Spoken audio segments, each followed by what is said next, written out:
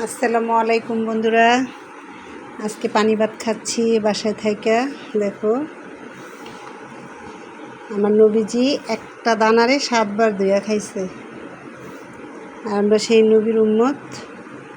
অবশ্যই আমরা সুন্দর করে ভালো পরিবেশে এরকম দস্তরখানায় সুন্নতি পরিবেশে আমরা খাওয়ার চেষ্টা করব। অবশ্যই আমাদের রিজিকটা আল্লাহর কাছে হালাল চাইব, আমরা হালাল পথ ধরবো। আল্লাহ যেন আমাদের তৌফিক দান করে। এই যে দেখো পাঙ্গাস মাছ দিয়া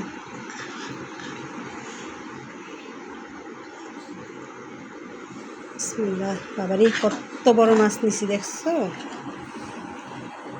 আলহামদুলিল্লাহ বন্ধুরা, আলহামদুলিল্লাহ। আল্লাহর দরবারে লাখ লাখ কোটি কোটি শুকরিয়া আদায় করবো। আমরা আসলে ছোট ছোট আমাদের যে আমলগুলি আছে এগুলি আমরা আসলে জীবনে প্রত্যেকটা চলার পথে আল্লাহ আমাদের কোরআনের মাধ্যমে, আমার নবীজির মাধ্যমে, নবীজির জীবন ধারার মাধ্যমে আমাদেরকে দেখাই গেছে। আমরা সেগুলো অবশ্যই অনুকরণ করব, আমরা সেই পথে চলবো। আমরা মুসলমান, আমরা শুধু মুখে বলবো না আমরা মুসলমান, আমাদের কাজে কর্মে সব দিক দিয়ে আমরা প্রমাণ করব যে আমরা মুসলমান। আল্লাহর কাছে আমরা নিজেদেরকে উপস্থাপন করব যাতে আমরা মুসলমান।